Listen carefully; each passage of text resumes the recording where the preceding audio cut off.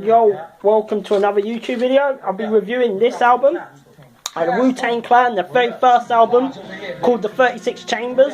To me, this was the album that got them their start, and how we got to know the Wu-Tang and how they became a predominant in hip-hop, and their great solo projects after this that I've reviewed, and more that I haven't.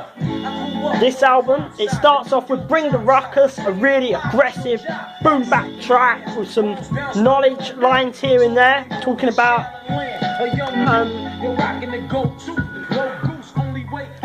he talked about Egyptian must and ancient Egypt knowledge, as well as the aggressive street lines as well. I thought it was a really great intro, really great song. I love that beat on that song, really good. Then we got Clan in the Front, which is track number 3. Again, brilliant song.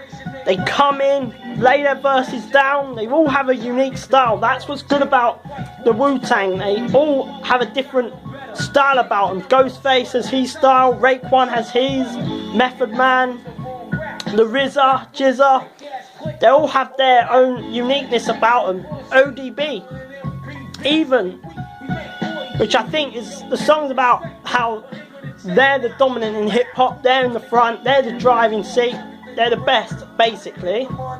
And we have Wu-Tang, the 7th Chamber, which is, it talks about the generals and the 36 chambers, etc.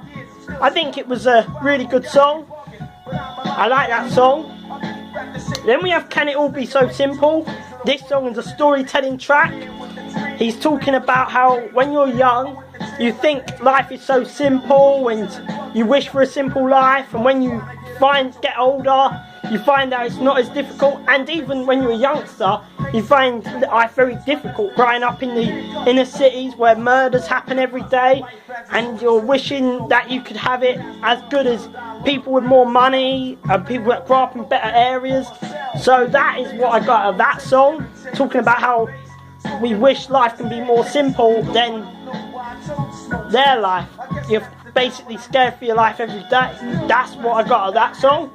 Then we have The Mystery of Chess Boxing. I think that is a really good song. He's talking about this song really was a great lyrical track. I think he's quite talks about some knowledge in there. It's basically a really good song. I like that one.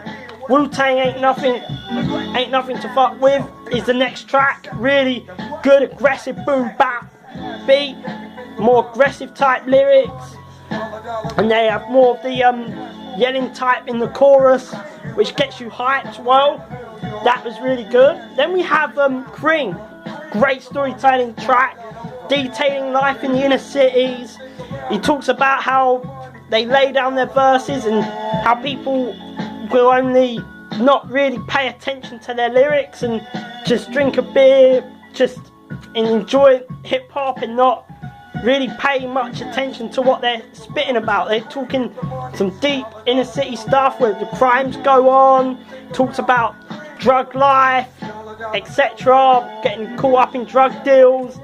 I think that's a really, talks about growing up, seeing all that stuff as a young kid as well, and I think that is what I've got out of that song, which I think I'm going to put track number 5 on.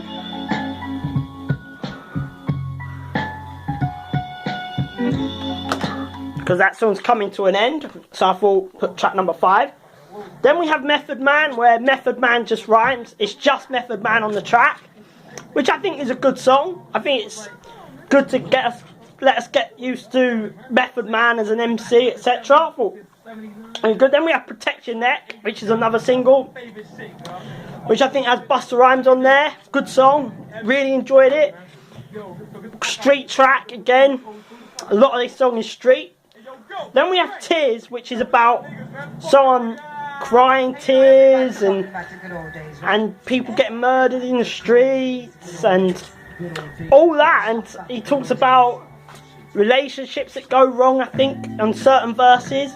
So he's talking about people, what makes people cry, etc. And I think that's a really good reminiscent track on here, which I think is really cool. Then we have Wu-Tang 7th Chamber Part 2, and we have the Method Man Super Remix, which I think is